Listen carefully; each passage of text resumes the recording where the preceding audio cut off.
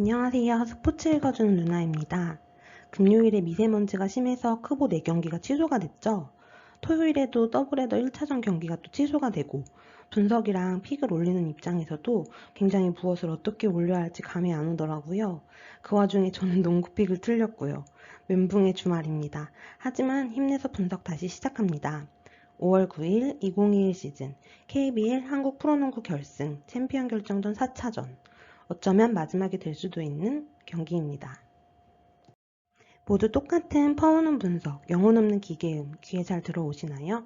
스포츠 읽어주는 누나는 다릅니다. 힘내서 제가 더 좋은 분석 전해드릴 수 있도록 구독과 좋아요, 알림 설정 해주시면 감사하겠습니다.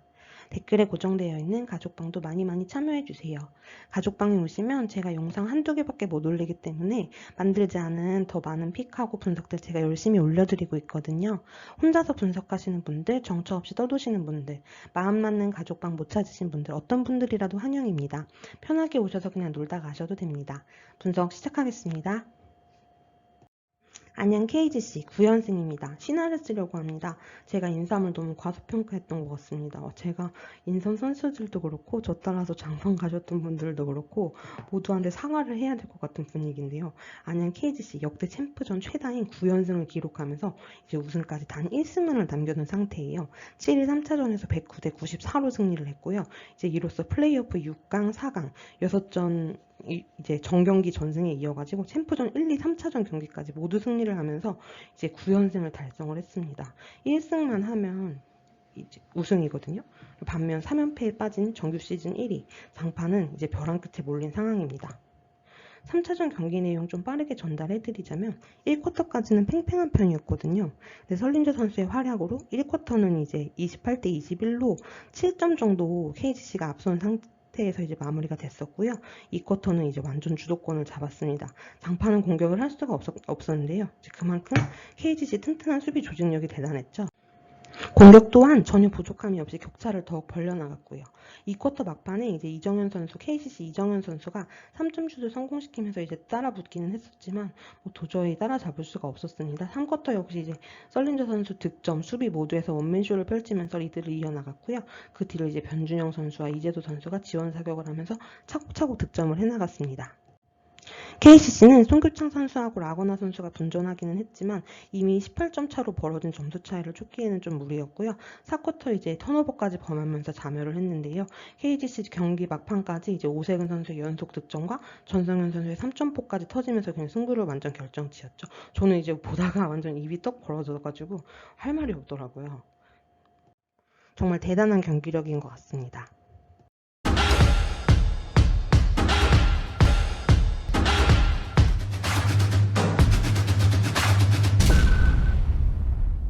먼저 안양 KGC 분석입니다. 한번 터진 KGC의 공격은 이제 도저히 걷잡을 수가 없었습니다. 분명 KGC도 전반 45점, 종합 94점을 올리면서 공격에서 뒤처진 편은 아니거든요. 94점이면 점수도 굉장히 많이 난 편이잖아요. 근데 109점을 몰아친 KGC를 넘어서기에는 역부족이었습니다. 그만큼 KGC의 공격력이 압도적인 상황인데요. 수치로만 봐도 굉장히 놀랍습니다. KGC는 이날 야투율 60%를 기록했고요. 그 중에 2점 슛 성공률은 70%에 육박합니다. 44개 중에서 이제 링을 벗어나는 슛은 13개가 전부였고요. 3점은 이제 13개를 터뜨리면서 정확도 45%에 달했습니다. 자유투도 10개 중에 8개를 넣으면서 성공률이 80%를 기록하는데요. 또 이제 그것뿐만이 아니라 득점 비중도 굉장히 인상적이에요. 설린저 선수가 이제 25득점, 15리바운드, 7어시스트로 이제 설린저 선수가 중심이라고 생각해 볼 수도 있지만 사실 그렇지 않습니다. 오세근 선수 24득점 8리바운드 3어시스트, 전성현 선수는 3점슛 6개를 포함해서 28득점을 했어요. 설린저 선수보다 더 많이 넣었거든요. 그러니까 저도 보다가 그냥 쏘면 들어가 막 이랬거든요. 28득점 3리바운드입니다. 정말 미친 슛감이에요. 그렇게 30점 가까이 책임지는 선수가 이제 3명이나 되니까 질 수가 없겠죠. 그리고 그 와중에 이제 이재도 선수 16득점 6어시스트, 변준영 선수 10득점 5어시스트, 가드 콤비도 이제 두 자릿수 이상을 담당해주고 있고요. 주축 선수 5명이 이제 두 자릿수 득점으로 맹활약하면서 고른 득점을 자랑하고 있는데요. 덕분에 KGC는 109점이나 올릴 수 있었습니다. 이 팀을 누가 막을 수가 있을까요? 저는 일단 분석을 떠나가지고 일단 10연승의 신화로 이제 KGC가 우승해줬으면 좋겠네요, 진심으로. 사실 직전 경기 분석하면서도 인삼의 활약이나 선수들 능력을 보기보다도 이제 9연승의 확률에 정말 저는 거기 조금 더 중점을 뒀기 때문에 이제 저는 당연히 장판에 한 게임 정도는 가져올 것이다라는 분석을 했었는데요. 확실히 이제 데이터와 확률은 통하지 않는다는 게 스포츠라서 틀려도 굉장히 즐겁게 영상을 만들고 있습니다. 신화를 쓰고 있는 KGC 응원하겠습니다. 다음은 전주 KCC입니다. 3연패를 당했습니다. 장판 10년 만에 이제 우승 도전에 적신호가 켜졌는데요. 3연패 뒤에 이제 역습에 성공한 사례는 KBL 역사상 단 한 차례도 없었다고 합니다.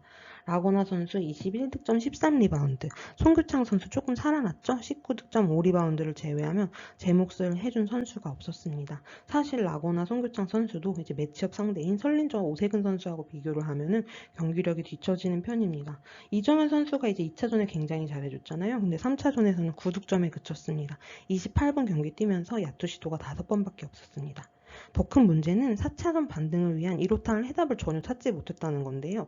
지금 인삼 여러 선수들이 내외가 공수 어디 부족함 없이 각기 장점을 발휘하면서 두각을 드러내고 있으니까 이제 KCC 입장에서는 굉장히 당황스럽기도 할 거고 제어 자체가 이제 쉽지 않을 것 같은데요. 그냥 전체적으로 경기력에서 이제 다 밀려버리니까 도저히 해법을 찾을 수가 없어 보입니다.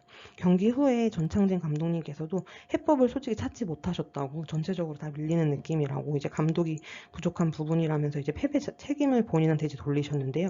뭐 그런 것보다도 이제 KCC의 제일 약한 고리는 파워포워드죠. 이제 마땅한 국내에 이제 파워포워드가 없어서 2, 3번을 봐야 하는 송규창 선수가 이제 모든 걸 다 감당하고 있다는 거잖아요. 근데 송규창 선수가 지금 컨디션이 이제 100%다 회복이 된 상황도 아니기 때문에 지금 경기 자체를 풀어나갈 수가 없는데요. 이제 문제는 또 공격보다 수비고요. 오세근 선수와의 이제 미스매치가 발생해서 많은 실점을 허용하고 있는데요.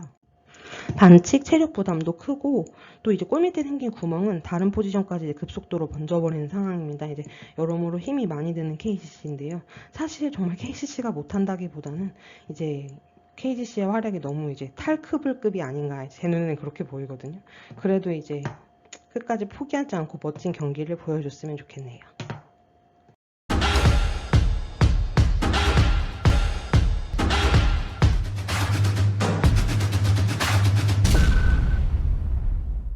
오늘 제가 준비한 5월 9일 안양 KGC와 전주 KGC의 챔피언 결정전 4차전 경기 분석은 여기까지입니다. 즐겁게 보셨나요? 조금이라도 도움이 되셨다면 구독과 좋아요, 알림 설정, 그리고 톡방 참여까지 꼭꼭 부탁드리겠습니다. 가정의 달 5월 내 올킬 건승하시길 바랍니다. 감사합니다.